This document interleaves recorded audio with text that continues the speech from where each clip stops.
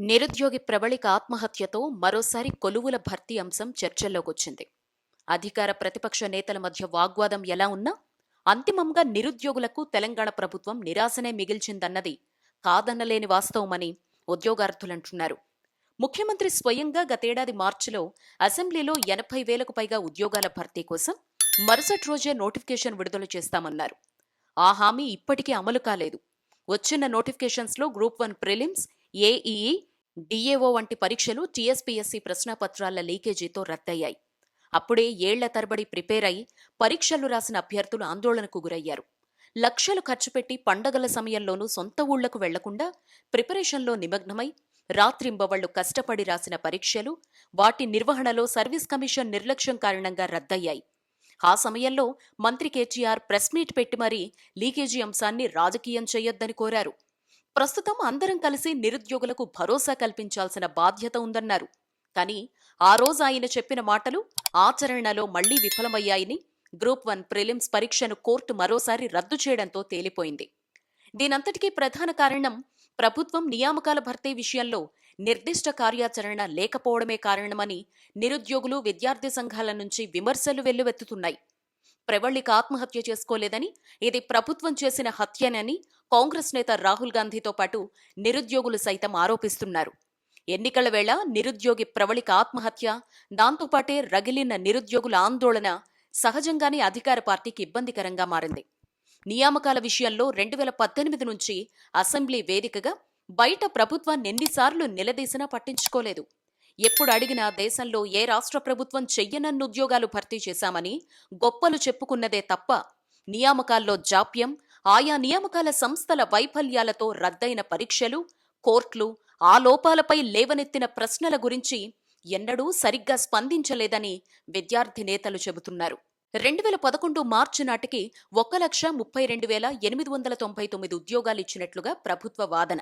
అయితే ప్రభుత్వ వాదనకు వాస్తవ పరిస్థితులకు పొంతన కుదరటం లేదు. 2021 మేలో టీఎస్పీఎస్సీ విడుదల ప్రకటన ప్రకారం 36,792 పోస్టులకు నోటిఫికేషన్ ఇస్తే వాటిలో 35,030 భర్తీ చేసినట్లుగా ప్రకటించింది. ఫలితాల ప్రకటన, సర్టిఫికేట్ వెరిఫికేషన్, ఎంపిక దశలో ఉన్నవి 1,762గా పేర్కొంది. ఇవి కాకుండా 31,000కు పైగా పోలీసు శాఖ ఉద్యోగాలు, పంచాయతీ కార్యదర్శులు 9,355, రెసిడెన్షియల్ స్కూల్స్ 3,623, ఆర్టీసీ 4,768, సింగరేణి 12,500, విద్యుత్ సంస్థల్లో 6,648 పోస్టులతో పాటు ఆ శాఖలోనే పర్మనెంట్ చేసిన 22,637 ఉద్యోగాలు ప్రభుత్వం చెప్పిన లెక్కల్లో ఉన్నాయి. ఈ లెక్కన ప్రభుత్వం చెప్పిన ఉద్యోగాల భర్తీ అంశం అప్పటికీ పూర్తి కాలేదని అర్థమవుతోంది.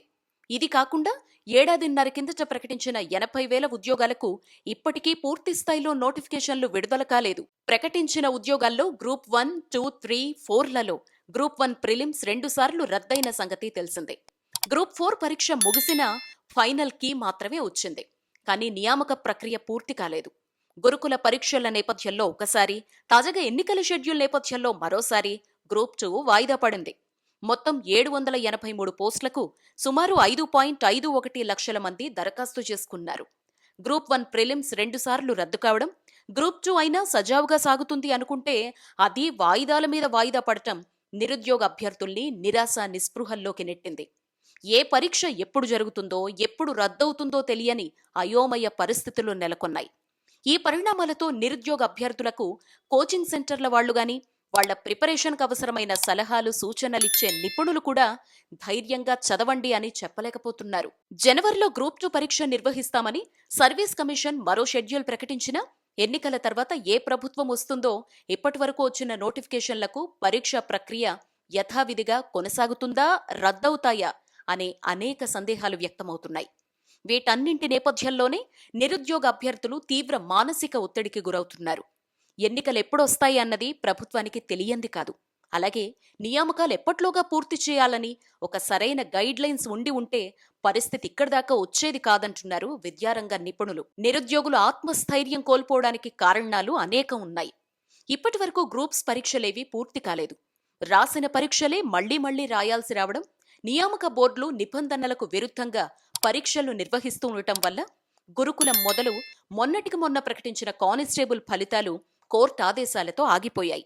అదే పక్కన ఉన్న ఏపీ ప్రభుత్వం విభజన తర్వాత చంద్రబాబు హయాంలో 2011లో రద్దయిన గ్రూప్ 1 పూర్తి చేయడమే కాకుండా 2016లో మరో గ్రూప్ 1 నోటిఫికేషన్ వేసి పూర్తి చేసింది. తర్వాత జగన్ ప్రభుత్వం గ్రూప్ 1 2 సార్లు పూర్తి చేసింది. మరోసారి నోటిఫికేషన్ ఇవ్వడానికి సిద్ధపడుతోంది. గ్రూప్ 4, డిఎస్సి, పోలీస్ ఒకసారి పూర్తి కాగా మరోసారి ప్రక్రియ కొనసాగుతోంది. విశ్వవిద్యాలయాల్లో ఖాళీల్ని దశలవారీగా భర్తీ చేసుకుంటూ వెళ్తోంది. అక్కడ కూడా కొన్ని నోటిఫికేషన్స్ పై అభ్యర్థులు కోర్టులకు వెళ్లినా వాటన్నింటినీ పరిష్కరించి నియామకాల్ని త్వరితగతిన పూర్తి చేస్తోంది. అందుకే అక్కడి విద్యార్థులు ధైర్యంగా ప్రిపరేషన్ కొనసాగిస్తున్నారు. కానీ ఇక్కడి పరిస్థితులు భిన్నంగా ఉన్నాయని ఉద్యోగార్థులు చెబుతున్నారు. ఉద్యోగాల భర్తీ అన్నది ప్రభుత్వానికే ఇష్టం లేదని అనేక సంఘటనలు రుజువు చేస్తున్నాయని ఆరోపిస్తున్నారు. రాష్ట్ర ప్రభుత్వ వైఫల్యం వల్లే నిరుద్యోగ అభ్యర్థులు ఆత్మహత్యకు పాల్పడుతున్నారు అని విపక్షాలు, విద్యార్థి సంఘాలు ఆరోపిస్తున్నాయి. వీటికి సమాధానం చెప్పకుండా విపక్షాలవి రాజకీయం అంటూ నియామకాలకు మోకాలడ్డుతున్నారు అని ఎదురుదాడి చేయడం గడిచిన 9.5 ఏళ్లుగా బీఆర్ఎస్ ప్రభుత్వానికి అలవాటుగా మారిందని విద్యార్థి సంఘాల నేతలు ఆగ్రహం వ్యక్తం చేస్తున్నారు. కేసీఆర్ ఎప్పుడు అనే మాట నవ్వేటోను ముందు జారి పడొద్దు అనేది బీఆర్ఎస్ ప్రభుత్వానికి సరిగ్గా సరిపోతుంది అంటున్నారు. ఇది ముమ్మాటికి ప్రభుత్వ నిర్లక్ష్యం వల్లేనని ఖరాఖండిగా చెబుతున్నారు.